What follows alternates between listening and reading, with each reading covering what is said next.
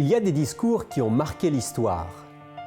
Personne n'oubliera par exemple le discours de combat de Winston Churchill, devenant Premier ministre du Royaume-Uni en pleine guerre mondiale. « Je n'ai rien d'autre à offrir, disait-il, que du sang, de la peine, des larmes et de la sueur. » Tout le monde connaît aussi le fameux « I have a dream » de Martin Luther King. Parmi les discours qui ont marqué l'histoire de l'humanité, il en est un qui les surpasse tous. Aujourd'hui, dans l'émission Il est écrit, je vous propose un extrait de ce qu'on appelle communément le Sermon sur la montagne.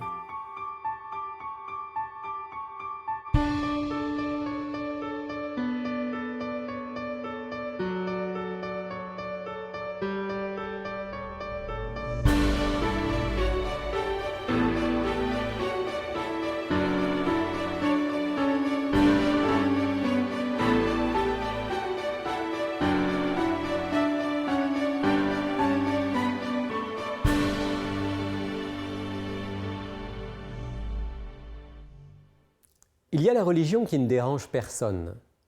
Je veux parler de cette religion qui dit des choses très consensuelles, du genre « il faut nous aimer les uns les autres » ou encore « chaque être humain est unique et porte en lui une trace du divin ». Des choses justes, mais qui peuvent être tellement vagues que chacun lui donne le sens qu'il veut. Ce que j'aime dans le Sermon sur la montagne, c'est que Jésus, lui, n'a pas craint d'être beaucoup plus précis, beaucoup plus spécifique, beaucoup plus interpellant. Il n'a pas craint de nous déranger par ses déclarations pour mieux montrer le chemin de la vraie vie. Écoutez par exemple dans l'Évangile selon Matthieu, au chapitre 5, les versets 43 à 48. Matthieu 5, 43 à 48. Vous avez appris qu'il a été dit « Tu aimeras ton prochain et tu haïras ton ennemi. Mais moi je vous dis, aimez vos ennemis, bénissez ceux qui vous maudissent, faites du bien à ceux qui vous haïssent et priez pour ceux qui vous maltraitent et qui vous persécutent, afin que vous soyez fils de votre Père qui est dans les cieux.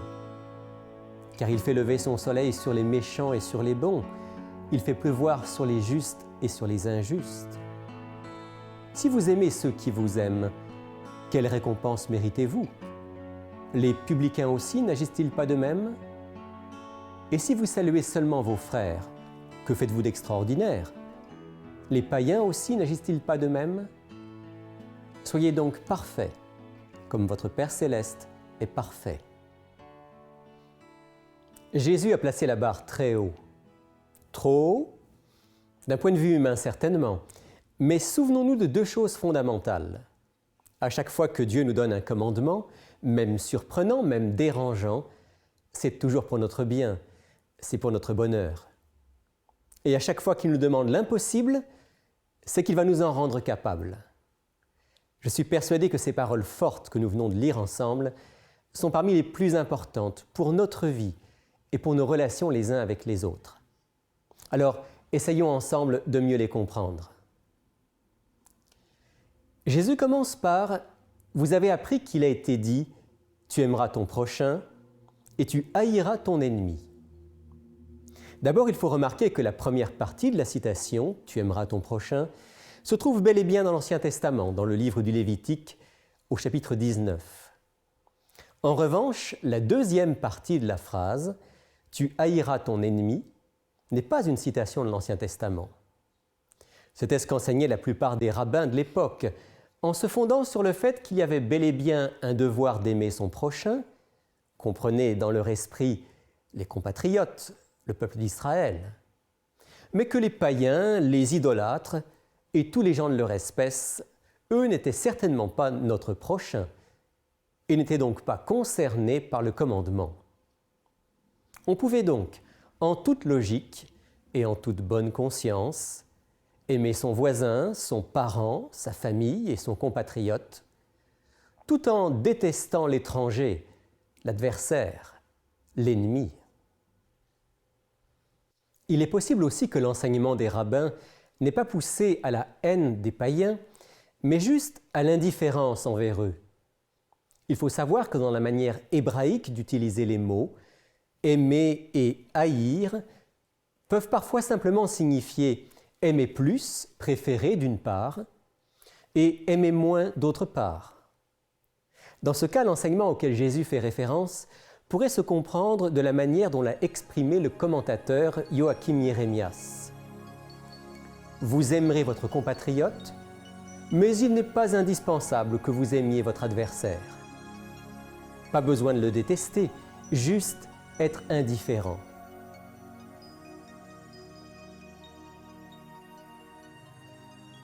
J'ai bien l'impression qu'aujourd'hui encore, l'enseignement de ces rabbins du temps de Jésus prévaut presque partout. C'est tellement naturel pour notre cœur humain.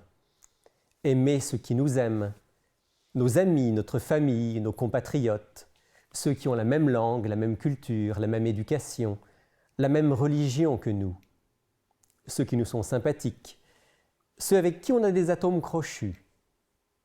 Montrer de l'affection envers ceux qui nous en témoignent, faire du bien à ceux qui nous rendent service, quoi de plus normal, c'est tout naturel. Le problème, justement, c'est que ce n'est que naturel. Et ce qui est tout aussi naturel dans notre nature humaine dégénérée, c'est de détester ceux qui nous ont fait du mal, c'est de ne pas aimer ceux qui s'opposent à nous, ceux qui ne pensent pas comme nous, ceux qui nous dérangent, ceux qui nous remettent en question, ceux qui ne nous sont pas sympathiques, ceux qui sont trop différents, ceux qui n'en valent pas la peine. Les détester, ou encore les ignorer royalement, les traiter avec indifférence comme s'ils n'existaient pas. Jésus nous dit dans le Sermon sur la montagne, « Si vous aimez de cette manière-là, de cet amour conditionnel, qui se nourrit de la réciprocité et s'évanouit dès qu'il est contrarié, que faites-vous d'extraordinaire ? Vous faites quelque chose de naturel, mais où est la trace de la présence de Dieu dans vos vies ? Voici la trace de la présence de Dieu dans nos vies. Jésus l'exprime dans Matthieu au chapitre 5, au verset 44. Matthieu chapitre 5, verset 44. Mais moi je vous dis, aimez vos ennemis, bénissez ceux qui vous maudissent, faites du bien à ceux qui vous haïssent, et priez pour ceux qui vous maltraitent et qui vous persécutent. Voilà l'extraordinaire. Voilà ce qui n'est plus naturel, mais vraiment surnaturel, ce qui ne peut venir que d'en haut. Ne plus répondre au mal par le mal, mais répondre au mal par le bien. Ne plus être esclave du cercle vicieux de la haine, de la vengeance, du mépris ou de l'indifférence, mais briser ce cercle vicieux en y introduisant l'amour inconditionnel, la bonté, la bienveillance.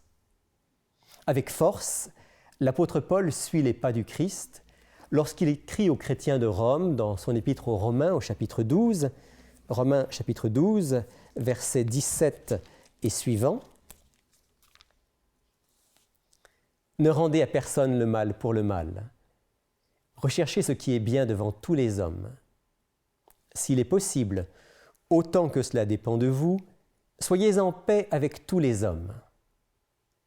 Ne vous vengez point vous-même, bien-aimés, mais laissez agir la colère, car il est écrit « À moi la vengeance, à moi la rétribution, dit le Seigneur. » Mais si ton ennemi a faim, donne-lui à manger. S'il a soif, donne-lui à boire. Car en agissant ainsi, ce sont des charbons ardents que tu amasseras sur sa tête. Ne te laisse pas vaincre par le mal, mais sois vainqueur du mal par le bien. J'aime ça, être vainqueur du mal par le bien. Voilà le projet du Christ pour tous ceux qui prennent au sérieux son enseignement. À mon avis, il y a au moins 3 bonnes raisons pour lesquelles Dieu nous commande d'aimer nos ennemis. La première raison est en lien avec Dieu lui-même. Je devrais choisir d'aimer mes ennemis parce que c'est de cette manière que Dieu aime. Dieu aime tous les hommes, quels qu'ils soient. Oh, il n'aime pas le mal, ni l'injustice, la violence, le mensonge, l'idolâtrie et toutes les formes de péché pratiquées par les êtres humains. Il n'aime pas voir notre monde sombrer dans un matérialisme effréné. Il déteste l'exploitation de l'homme par l'homme, la guerre, la lutte pour le pouvoir, la destruction de la planète pour satisfaire nos désirs égoïstes. Dieu n'aime rien de tout cela, et il en souffre, comme il souffre de notre orgueil, de notre refus de nous tourner vers lui, et même du mépris que certains manifestent envers lui. Mais il nous aime toujours. Il nous veut toujours du bien, un peu comme un parent méprisé par son enfant qui continue à l'aimer et à espérer un changement, une relation restaurée. C'est ce qu'il nous dit dans le livre du prophète Ézéchiel, au chapitre 33 et au verset 11. « Dis-leur, je suis vivant, dit le Seigneur l'Éternel. Ce que je désire, ce n'est pas que le méchant meure, c'est qu'il change de conduite et qu'il vive. Revenez, revenez de votre mauvaise voie. Et pourquoi devriez-vous mourir, maison d'Israël ?» En d'autres termes, le cœur de Dieu reste bienveillant, même envers celui ou celle qui choisit et pratique le mal. Il continue à désirer le bien, le bonheur, le salut de cette personne. Il discerne ce qu'il ou elle peut devenir. La plus grande preuve de cette bienveillance de Dieu envers ses ennemis, c'est la vie et la mort de Jésus-Christ, tel que l'apôtre Paul en parle dans l'Épître aux Romains, au chapitre 5 et les versets 6 à 8. Romains, chapitre 5, versets 6 à 8. « Car, lorsque nous étions encore sans force, Christ, au temps marqué, est mort pour des impies. À peine mourrait-on pour un juste, quelqu'un peut-être mourrait-il pour un homme de bien. Mais Dieu prouve son amour envers nous, en ce que lorsque nous étions encore des pécheurs, Christ est mort pour nous. » Voilà comment Dieu nous aime. Voilà comment il l'a prouvé en donnant sa vie pour tous, même ceux qui ne s'intéressent pas à lui. Voilà avec quelle intensité il désire restaurer et donner la vraie vie, la vie éternelle, même à ceux qui semblent le mépriser. Alors, si c'est ainsi que notre Père Céleste aime toutes ses créatures, puis-je décider, moi, son enfant, d'aimer autrement ? Une deuxième raison pour laquelle je devrais choisir d'aimer mes ennemis, c'est pour mon propre bien. Seul l'amour rend libre, la haine et l'indifférence aliènent. Vous voulez être libre, n'est-ce pas ? Vous recherchez le bonheur ? Eh bien, nous dit Jésus, il est impossible de haïr et d'être libre. Il est impossible d'être indifférent et d'être heureux. Seul l'amour rend heureux. Oh, parfois on croit se faire du bien en se vengeant, en rendant l'appareil à quelqu'un qui nous a fait du mal, ou simplement en affichant son mépris envers quelqu'un qui ne nous aime pas. Mais tous ces gestes nous rendent esclaves. Dans l'Évangile selon Jean, au chapitre 8, au verset 34, Jésus l'exprime très bien, Jean 8, verset 34. « En vérité, je vous le dis, quiconque commet le péché est esclave du péché. Haïr ou mépriser l'autre nous rend esclaves, parce que nous sommes enfermés dans des sentiments négatifs, dont les scientifiques nous disent aujourd'hui qu'ils agissent même négativement sur notre santé physique, sans parler de notre santé relationnelle ou spirituelle. Avez-vous déjà expérimenté le pouvoir merveilleux du pardon ? Avez-vous éprouvé ce sentiment de délivrance quand la haine et la rancœur s'évanouissent et que l'amour prend la place? On ressent dans ces moments-là ce qu'est la vraie liberté. La troisième raison d'aimer son ennemi vise cette fois le bien de l'ennemi lui-même. La seule chance d'interpeller mon ennemi, de lui donner la possibilité de changer, de découvrir l'amour libérateur de Dieu, c'est de lui manifester cet amour sans condition. Ici, il me faut faire une précision. Il n'est pas certain que mon ennemi deviendra mon ami, même si je lui manifeste de la bonté. Il n'est pas sûr qu'il comprendra mon pardon et que son cœur en sera touché. Souvenons-nous que Jésus lui-même a donné sa vie pour tous les hommes, mais a été rejeté et méprisé par beaucoup. Un jour, chacun devra rendre compte de ses actes et de ses choix devant Dieu. Mon ennemi est et restera libre de sa réaction. Mais en lui manifestant de la bienveillance, je lui donne les meilleures chances de comprendre l'amour et le pardon de Dieu, de le voir en action. Il y a une puissance extraordinaire dans le fait de pardonner, de répondre au mal par le bien. Ceux qui ont entendu Jésus prier sur la croix, « Père, pardonne-leur, ils ne savent pas ce qu'ils font », n'ont certainement jamais oublié ces paroles de pardon et d'amour.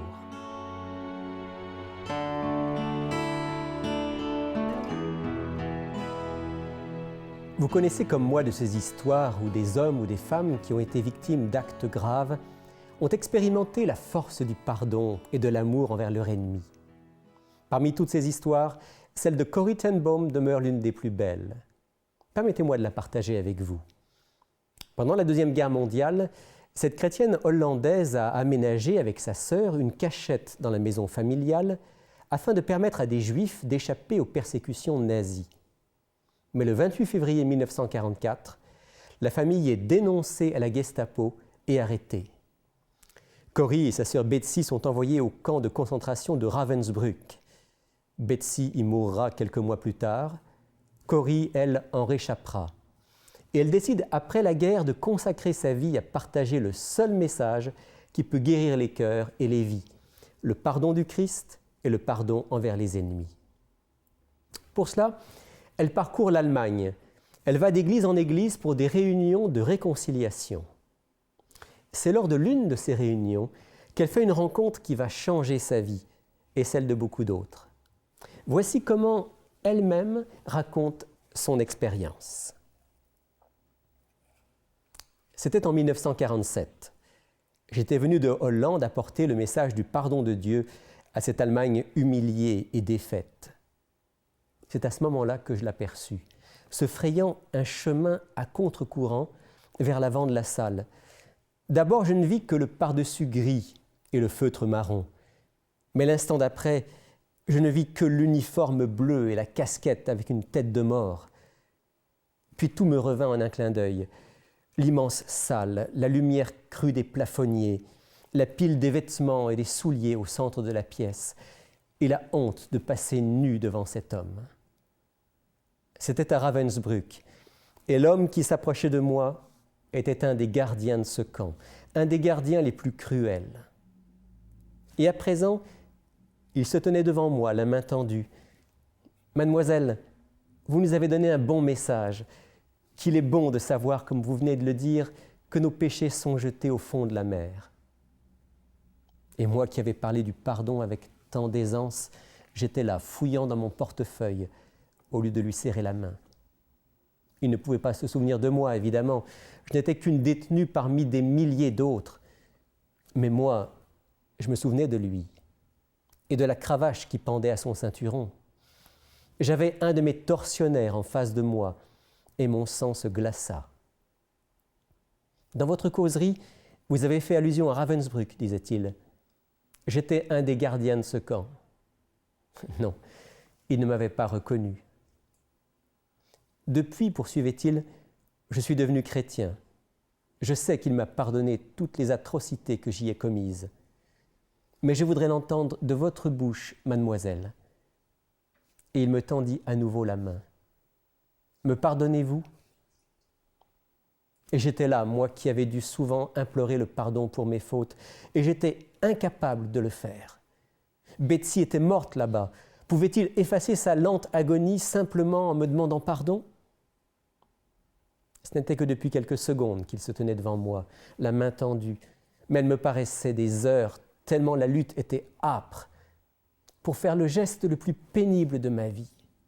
Je savais qu'il fallait le faire, mais je me tenais là, incapable de me réchauffer le cœur. Mais le pardon n'est pas affaire de sentiments, je le savais fort bien.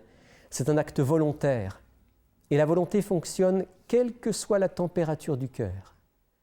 « Ô Jésus, viens à mon aide », priai-je en silence. « Je peux faire le geste, à toi de me donner l'amour. » C'est ainsi que, comme un automate, je serrais la main tendue vers moi. Alors se produisit une chose incroyable. Un courant me passa de l'épaule au bras et du bras dans mes mains moites. Il réchauffa tout mon être. Il me fit venir les larmes aux yeux. Ô frères, je vous pardonne de tout mon cœur. Longtemps nos mains restèrent nouées, celle de l'ancien gardien et celle de l'ancienne détenue. Je n'ai jamais connu l'amour de Dieu d'une façon si intense que ce jour-là.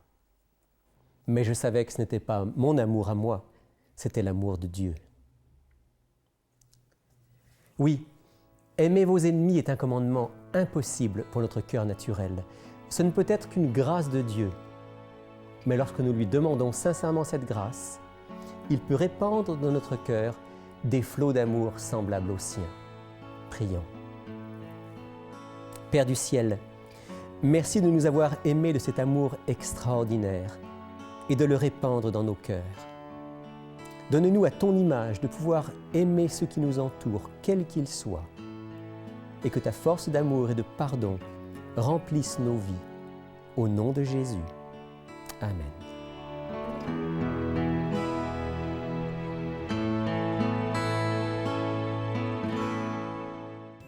Bonjour, je m'appelle Sylvain Duval et je suis responsable des cours bibliques à Il est écrit.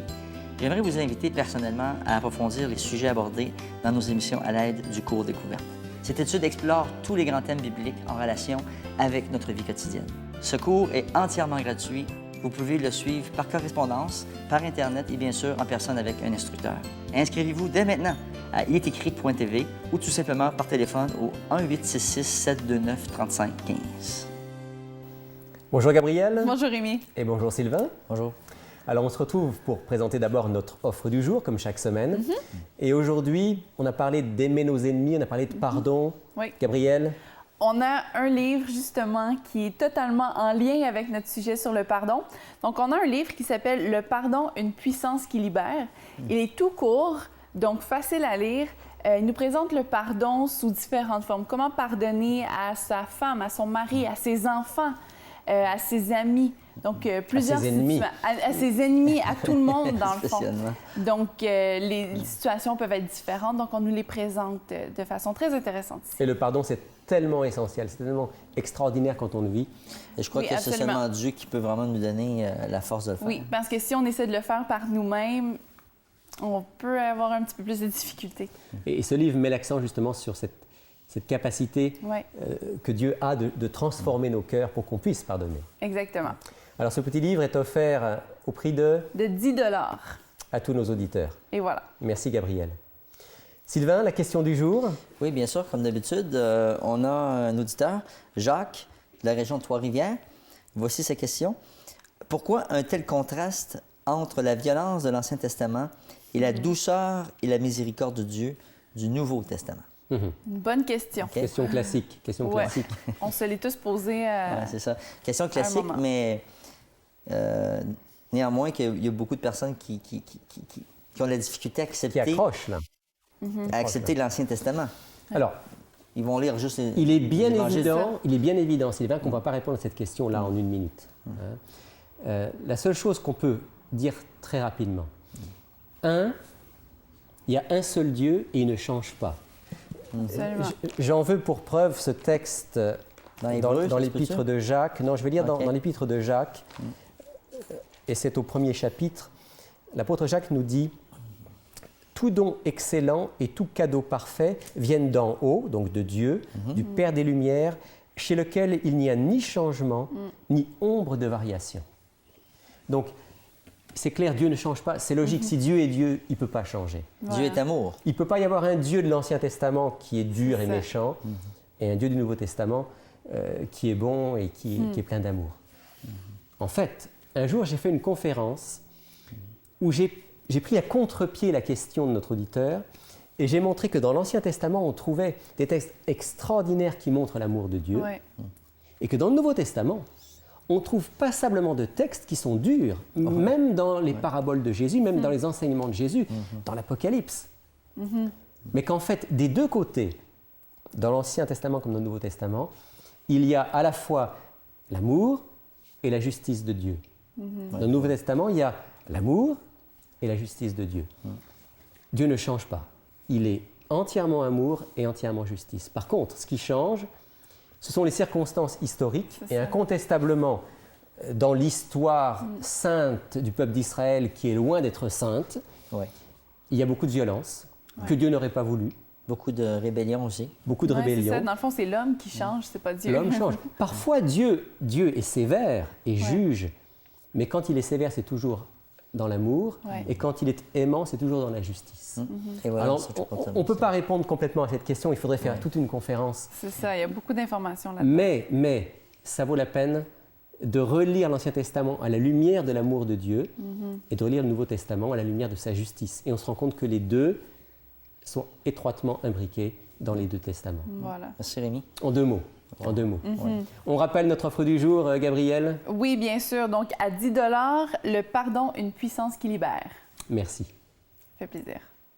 Pour commander l'offre du jour, n'oubliez pas de nous donner le titre de l'offre ainsi que vos coordonnées. Pour effectuer votre commande, écrivez-nous à Il est écrit, casier postal 99, succursale Rosemont, Montréal, Québec, H1X3B6. Vous pouvez également passer votre commande sur le web à ilétécrit.tv ou par téléphone au 514-729-3515 dans la région de Montréal et sans frais au 1-866-729-3515 pour l'extérieur de Montréal. Sylvain, il nous reste 1 minute pour saluer quelqu'un qui n'est pas une auditrice d'Il est écrit et qui pourtant est en contact permanent avec nous. Voilà. C'est vrai, c'est Carole de Montréal. Elle n'est pas une auditrice parce qu'elle n'écoute pas le programme Il est écrit. Par contre, c'est une bonne étudiante. Elle fait le cours biblique découverte. Donc elle suit notre cours fidèlement, le cours découverte. Voilà. Elle aime aussi beaucoup notre littérature, donc j'ai partagé avec elle quelques livres qu'on a ici. Puis, il y a quelque chose, par contre, de Carole qui m'interpelle beaucoup, c'est son témoignage. Comment elle a rencontré Jésus-Christ et comment elle a cheminé spirituellement. Et ça, tu me disais qu'elle a voulu le mettre par écrit. Voilà. Donc, j'ai pris le temps aussi de distribuer son témoignage à certains amis parce que ça m'a vraiment impressionné comment Jésus l'a rejoint. Donc, on peut être reconnaissant à Carole pour son soutien et son désir de partager. Puis, je dois te dire aussi qu'elle nous a quand même visité ici à Montréal, au Centre est écrit. Donc, quelqu'un que nous aimons beaucoup. Oui. Merci, Sylvain. Plaisir. Depuis près de 30 ans, l'émission Il est écrit est diffusée au Québec et dans le monde francophone. Et c'est possible grâce à vous. Merci à tous ceux qui nous soutiennent fidèlement. Vous pouvez nous encourager en envoyant vos dons à Il est écrit, case postale 99, succursale Rosemont, Montréal, Québec, H1X3B6. Vous pouvez également faire un don par Internet au www.ilétécrit.tv. Ou par téléphone au 1-866-729-3515. Merci de votre générosité. Merci d'avoir été des nôtres aujourd'hui encore. Au nom de toute l'équipe d'Il est écrit, je vous souhaite une très belle semaine, remplie de l'amour de Dieu. Et souvenez-vous, il est écrit « L'homme ne vivra pas de pain seulement, mais de toute parole qui sort de la bouche de Dieu ».